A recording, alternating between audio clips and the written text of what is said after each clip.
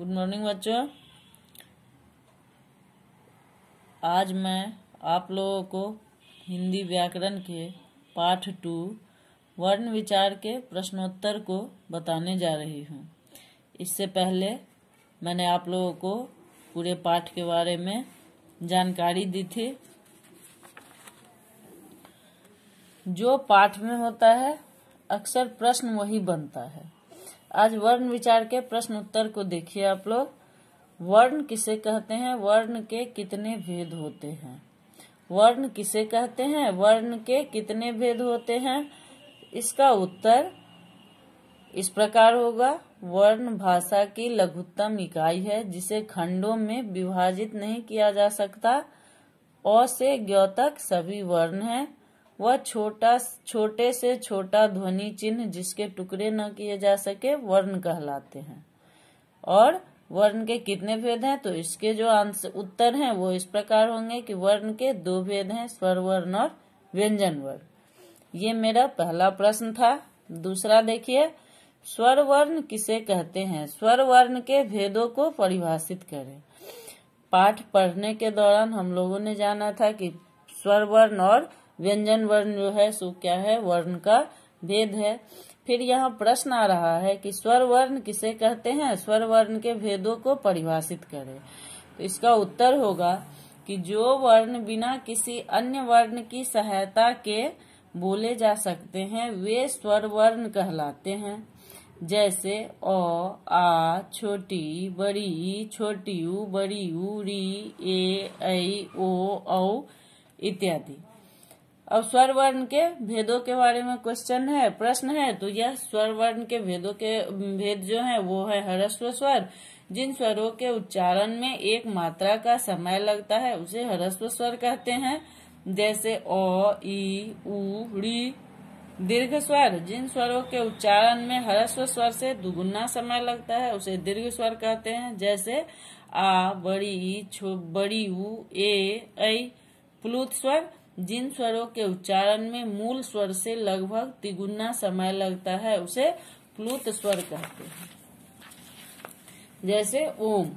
बच्चों प्रश्न 3 है, व्यंजन किसे कहते हैं? व्यंजन के मुख्य कितने भेद हैं? अब इससे पहले हमने स्वर वर्ण के बारे में जाना। अब है कि व्यंजन किसे कहते हैं। अब व्यंजन वर्ण देखो, जिन वर्णों के उच्चारण में स्वरों की सहायता ली जाती है उसे व्यंजन वर्ण कहलाते हैं। इनके उच्चारण के वक्त हवा रुकावट के साथ मुख से बाहर आती है। और व्यंजन के मुख्य 3 भेद हैं, स्पर्श व्यंजन, अंतस्थ व्यंजन, ऊष्म व्यंजन। संयुक्त व्यंजन से क्या तात्पर्य है? हिंदी में कौन कौन से व्यंजन संयुक्त कहलाते हैं? इसका उत्तर देखो, 2 भिन्न व्यंजनों के परस्पर संयोग को संयुक्त व्यंजन कहते हैं। हिंदी वर्णमाला में प्रमुख 4 संयुक्त व्यंजन है।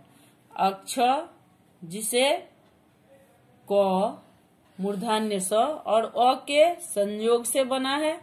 त्र, त, र और अ के संयोग से बना है। ज्ञ, ज, य और अ के संयोग से बना है। स्र, तालव्य स, र और अ के संयोग से बना है। तो इसे कहते हैं संयुक्त व्यंजन कहते हैं। ह्रस्व स्वर एवं दीर्घ स्वर में क्या अंतर है? अब अगला प्रश्न जो है वह है ह्रस्व स्वर एवं दीर्घ स्वर में क्या अंतर है? ह्रस्व स्वर किसे कहते हैं? ह्रस्व स्वर, जिन स्वरों के उच्चारण में एक मात्रा का समय लगता है उसे ह्रस्व स्वर कहते हैं। जैसे अ, ई, उ, री। यहाँ हम देखते हैं कि छोटी ई है, छोटी ऊ है और री है। इसके आगे बच्चों, दीर्घ स्वर, जिन स्वरों के उच्चारण में ह्रस्व से दुगुना समय लगता है उसे दीर्घ स्वर कहते हैं। तो ह्रस्व स्वर और दीर्घ स्वर में यही अंतर है। ये उत्तर में हमने देखा कि ह्रस्व स्वर, जिन स्वरों के उच्चारण में एक मात्रा का समय लगता है उसे ह्रस्व स्वर कहते हैं। जैसे ओ, छोटी, छोटी ऊ, री।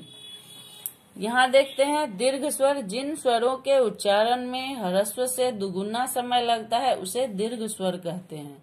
जैसे आ, बड़ी ई, बड़ी ऊ, ए, ऐ, ओ, औ इत्यादि। अगला प्रश्न है, आगत वर्ण किन्हें कहा जाता है और अ किस भाषा से आया हुआ वर्ण है? और इसका प्रयोग कैसे शब्दों में किया जाता है। 2 उदाहरण देकर अपने उत्तर को स्पष्ट कीजिए। वर्ण विदेशी भाषाओं के शब्द जब हिंदी में प्रयुक्त किए जाते हैं तो उनके लिए कुछ ध्वनियां विकसित की गई है, जैसे आ, नुक्ता वाला ये बिंदु जो है इसे नुक्ता कहते हैं। पाठ के दरमियान हमने आप लोगों को बताया था आ, ज, फ। अंग्रेजी के शब्दों के लिए आ ध्वनि है, जिसके लिए ये वाला जो चिन्ह है, यहाँ बिंदु नहीं दिया हुआ है, चांद बना हुआ है। ये चिन्ह निश्चित किया गया है, जैसे ball, hockey, doctor, copy, frock, college, mall इत्यादि। फिर हमारा अगला प्रश्न है, अनुस्वार और अनुनासिक को उदाहरण सहित परिभाषित करें। जिन वर्णों के उच्चारण में हवा केवल नाक से निकलती है और उच्चारण थोड़ा जोर से होता है, उनके ऊपर अनुस्वार का चिन्ह लगाया जाता है, जैसे मंदिर, पंडित, घंटी। अनुनासिक जो है वह है क्या है, जो स्वर मुख और नाक से बोले जाते हैं वे अनुनासिक कहलाते हैं। ये चंद्रबिंदु के रूप में वर्ण पर लगाए जाते हैं, जैसे ऊंट, सांप, चांद। तो यहाँ हम आप लोगों को प्रश्न के साथ साथ उत्तर भी समझा रहे हैं। वर्ण विच्छेद का तात्पर्य क्या है, उदाहरण देकर स्पष्ट कीजिए। अब वर्ण विच्छेद जो होता है वह क्या होता है, वर्णों को अलग अलग करके, वह जब शब्द बनता है तो उसे अलग अलग करके लिखना पड़ता है, वही वर्ण विच्छेद होता है। अब वो कहता है किसी शब्द में प्रयुक्त एक एक वर्ण को क्रम से पृथक करना वर्ण विच्छेद कहलाता है। और वर्णों के सार्थक मेल से शब्द बनते हैं, जैसे कटोरी, क, अ, ट, ओ, र जोड़ ई। बीमारी, ब, बड़ी ई, म, आ, र जोड़ ई। विद्या, व जोड़ छोटी ई जोड़ द जोड़ य जोड़ आ। काला, क जोड़ आ जोड़ ल जोड़ आ। और इस तरह से हम अनेक अन्य शब्दों के भी वर्ण विच्छेद कर सकते हैं। 9वां प्रश्न है बच्चों, अक्षर किसे कहते हैं? अक्षर के लिए कौन सी बातें आवश्यक है? अक्षर, इसका उत्तर देखो, वह ध्वनि अथवा ध्वनि समूह अक्षर कहलाता है जिसका उच्चारण एक सांस या एक प्रयत्न में होता है, जैसे है काला, बुलावा। अक्षर के लिए निम्नलिखित 2 बातें आवश्यक है। एक अक्षर में एक स्वर आवश्यक होता है।